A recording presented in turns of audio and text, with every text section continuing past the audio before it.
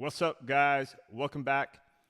In this video, Lean Powerful Muscle Blueprint, we're going to talk about how to build muscle and some of the exercises that we should consider in adding to our workouts or having in our workout program.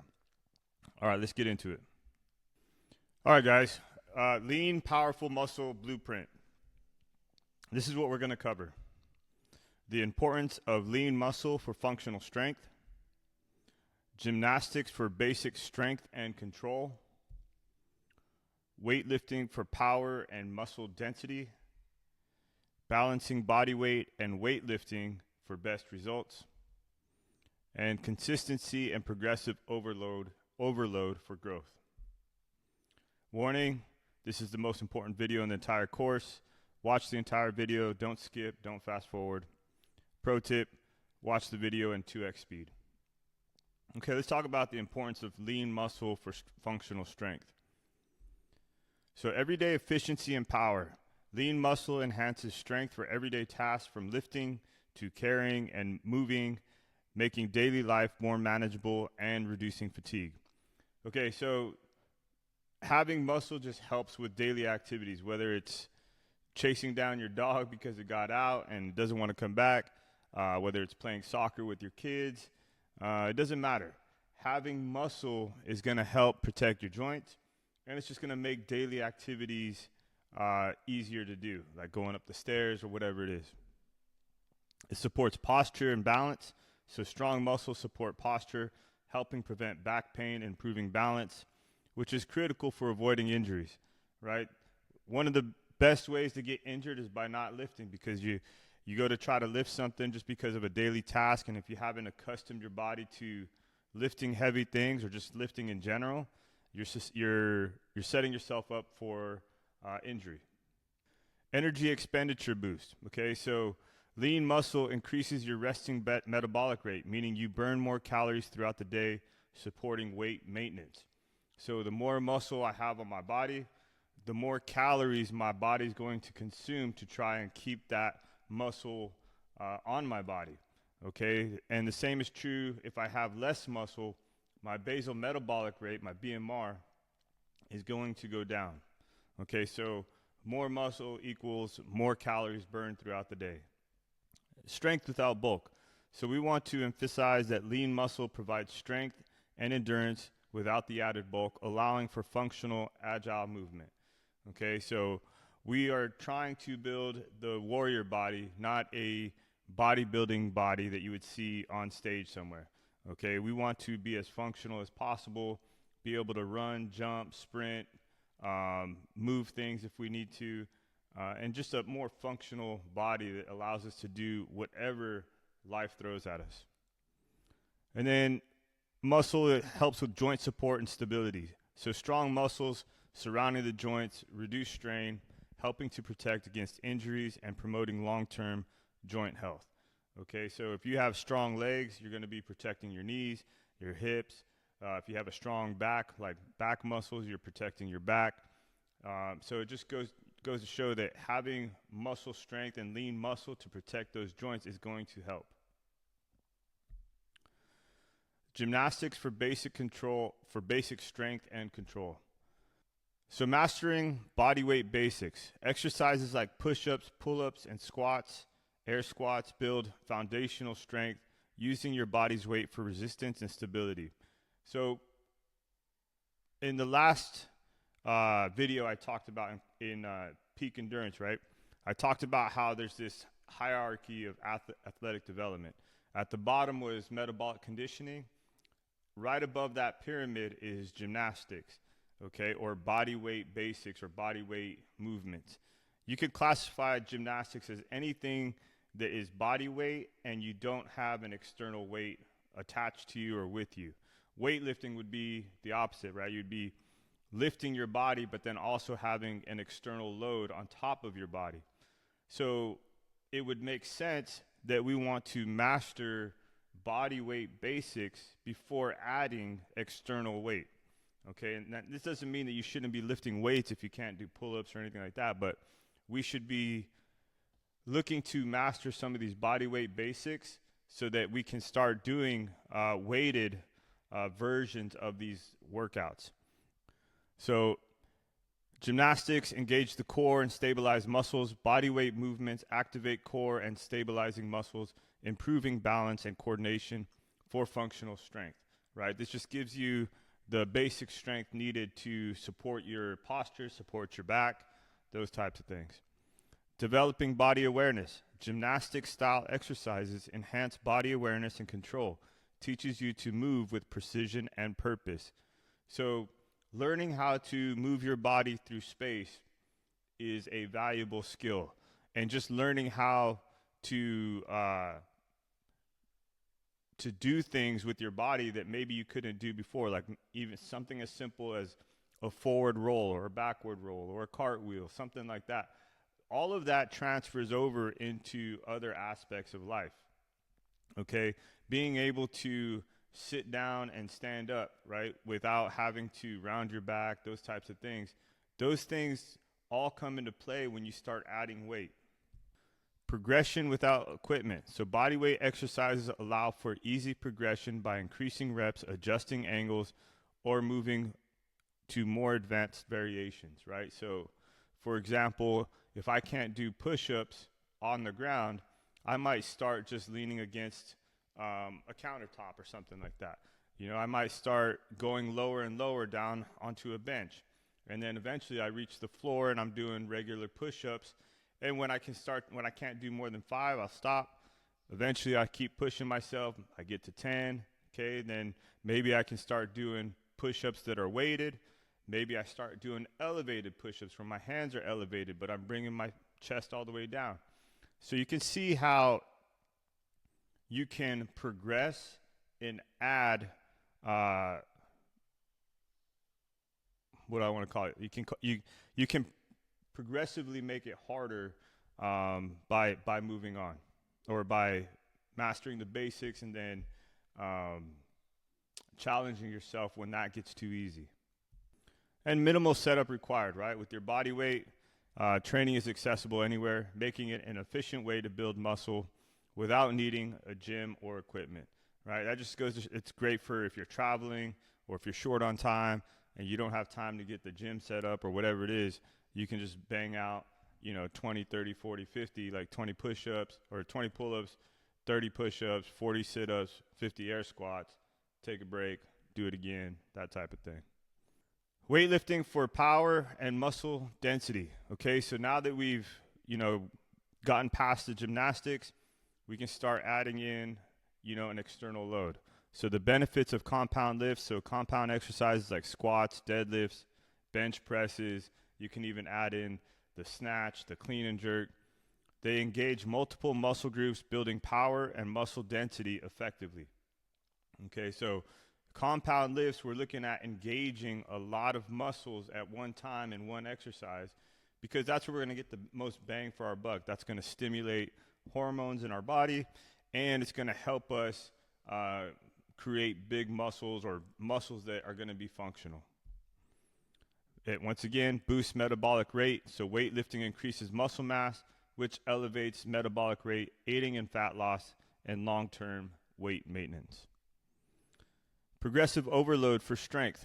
The principle of progressive overload, which is what I was talking about earlier, is gradually increasing weight or reps. It's key for building lean muscle over time. So in the example that I was talking about doing push-ups, right, I've added maybe a weight vest to make it harder. Once that gets too easy, maybe I just increase the reps. Once that gets, like, let's say I get to 50 and I want to do something different, that's where I could put my hands on plates or something and then just go a little bit deeper with my chest into a deficit push-up. So that's an example of progressive overload to keep progressing forward. It improves bone density. So weightlifting promotes bone density, reducing the risk of osteoporosis and strengthening the skeletal system for the long term. Okay, so weightlifting, any kind of stimulus you're putting on your body is going to create a reaction in your body. So, and this is just an interesting fact, is that As many of you guys know, I just had a recent knee surgery, so I've been putting a lot of weight on my good leg on the left side and less on the right side. When I went in for x-rays, you could see on the x-ray that the left leg was just more dense than my right leg. And it was just because over the last couple years, I've been favoring my left leg over my right leg. And it was amazing to me how obvious it was. Okay, so that just goes to show that, putting stress on your body with external loads or whatever, even just your own body weight, is going to help with bone density so that you don't have to worry about when you get older having weak bones that break easily. So balance of strength and control. So weightlifting helps build strength while teaching control over movement, both essential for functional daily tasks. Okay, so once you learn how to move your body effectively, and then you can move your body effectively with an external load, now you're getting into being unstoppable, right? You can move your body and an external load without getting hurt, and that's just functional. That's what you need to be able to do. And then what we want to do is we want to start balancing body weight and weightlifting for best results. Okay? So combining endurance and power, body weight exercises build endurance, while weightlifting develops strength, creating a well-rounded functional physique.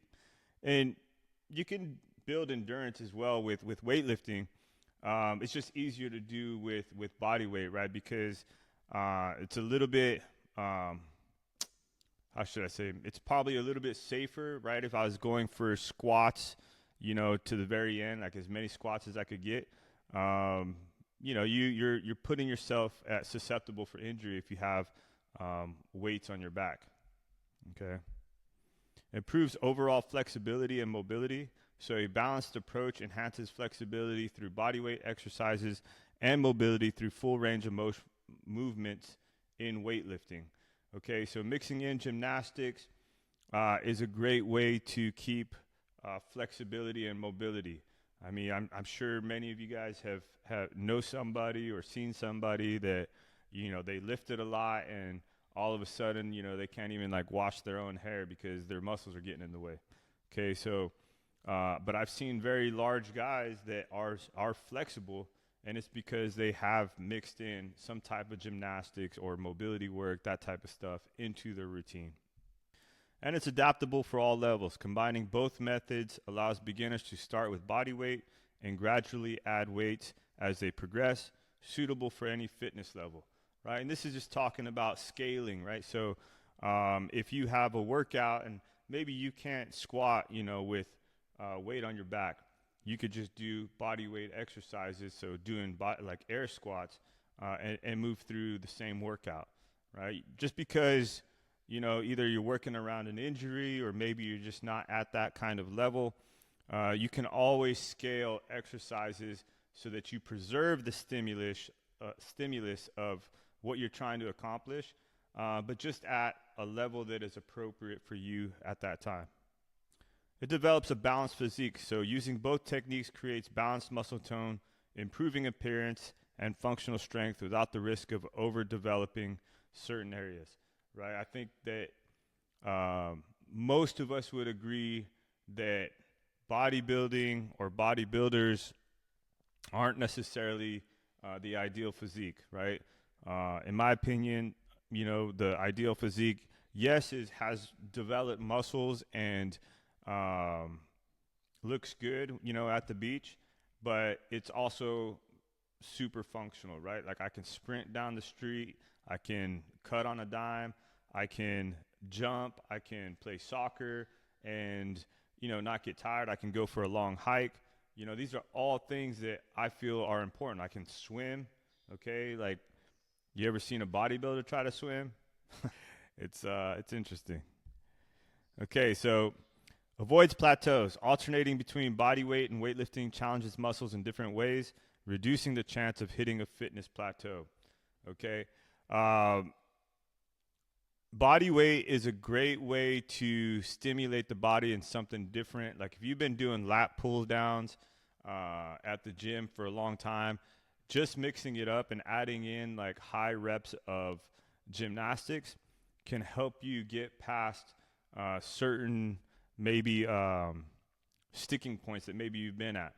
I know that in the past I've gone on month breaks from weight where I was just doing gymnastics for the whole month. And I was surprised to see that when I came back, that my bench had gone up, even though I hadn't even touched a bench or a barbell. My squat had stayed the same, and so it was interesting.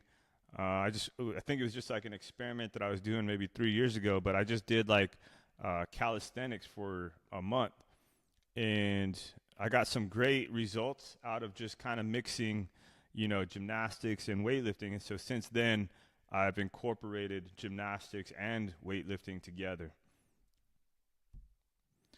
Consistency and progressive overload for growth. Okay, so importance of consistency and muscle development. The consistent training is key to building lean muscle and seeing gradual, lasting improvements. If there's one theme that is common throughout this masterclass, is going to be consistency. Okay, if you want to get lean, then you need to eat right consistently. If you want to gain muscle, then you need to weightlift consistently or do gymnastics consistently. You need to stimulate the body, put it under some stress so that the body reacts and then builds the muscle that is required of the stimulus that you're putting into it. So you could gradually increase resistance or reps. The concept of progressive overload, whether through adding weight or increasing reps or changing exercise variations. Okay, so we've talked about this, but it's progressive overload is adding more weight the next after the following week. Maybe you add 5 pounds to your bench or whatever, your squat. You could even just add reps, if you want to stay at the same weight, or you could do both. Or you could change the exercise, right? So instead of doing barbell bench, maybe I'm doing dumbbell bench. So just, varying it slightly will help keep you from getting stuck. And then setting measurable goals. Set specific goals to track progress, like increasing reps on pull-ups or lifting a specific weight for squats, right? So if I start with my squats and I'm at, let's say 225, and I want to get to 250, right? Then, I write that down. Like 250 is the goal. Okay, let's start pushing it. And maybe I add 5 pounds or 6 pounds per week, whatever it is. But I want to see that I'm, progressing towards that goal, maybe by the end of the month or whatever it is. So tracking progress for motivation, tracking workouts and personal records keeps you motivated and helps visualize improvement over time. So one of the things that I have in my gym, and it's traveled with me wherever I've gone, is a record board. And it has all my lifts. It has a 2K time, like a row time. It has my mile time. It has my snatch, my clean and jerk, my squat. Okay, and it also has a list of all the athletes that I've trained or that would be coming to the house to train, those types of things. But it's nice to see what your current personal records are, and because it gives you an idea of like, okay, at this point in time, I was able to do this. Now, am I fitter or slower or less fit compared to that time? And it can be motivating to see that time and say, okay, I'm going to beat that. Or if I know that I've had some time where I've been slacking off, I know that I need to get back to that, because that's something that was like I set the bar right there. Okay, so now it's time to get back to it or exceed it and set a new bar. And so I think having some type of document that has your personal records can be very powerful, especially in just like basic things, like let's say a mile run or a 5K time, a 2K row. Those are like endurance type ones, right? Then you have your back squat, your snatch, your clean and jerk. just different lifts like that. Maybe you want to throw the bench in there. How many pull-ups can I do? Like legit pull-ups without swinging. How many push-ups can I do? So these are just examples of records that you could track and see how you're improving over time. And then there's long-term benefits of lean muscle. Lean muscle provides long-term benefits like improved health, strength, and metabolism that support an active lifestyle. Okay, so when we build muscle, okay, as we age, our body wants to get rid of muscle, right? And it's very common to see people as they age, they lose, they gain fat, and they start to get injured. So what we want to do is we want to build muscle, functional strength, and hold on to it for as long as possible so that when we are in our 60s, our 70s, our 80s, whatever it is, we're still able to do daily things and have a high quality of life. Okay, we're not just like sitting on the couch or depending on other people to, go and get our groceries or whatever it is. So just to summarize, gymnastics first, learn to move your body. Weightlifting second, learn to move your body with an external load or an outside weight. And then combine both, right? Mix both gymnastics and weightlifting with progressive overload for maximum impact. Okay, so as an example, what you could do is have a day where Monday might be my lift day, Tuesday might be my cardio day. This is what I do basically. I'm going to tell you my basic structure for working out. So Mondays are typically a lift day. Tuesdays are typically some type of cardio day. Wednesdays another full body lift day. Thursdays are typically some type of metabolic conditioning or cardio day. Fridays can either be a weightlifting or strictly gymnastics day. And then Saturdays are typically another a cardio day. That's like an ideal week. And then Sunday might be like an active recovery type of thing, like a long walk or maybe even swimming. Now that's if everything goes perfect. And if it doesn't go perfect, I still try to stick to that schedule as much as possible. It just depends on what's going on with time and stuff like that. But when I'm in control of my schedule and I'm very diligent about following my calendar, that's how it goes. So that's just an example of how you could mix gymnastics in there. And I also include it into those full body workout days like the Monday and Wednesday. Sometimes at the end of Monday or at the end of Wednesday, it's like 50 push-ups, 50 dips, 50 pull-ups, So just mixing that in. All right, guys, I hope that was valuable for you. Once again, if you need any help with structuring a workout plan or anything like that, or what mine might look like, please feel free to reach out. All right, so there you have it. Lean muscle development blueprint. Okay, let's get after it. Let's go.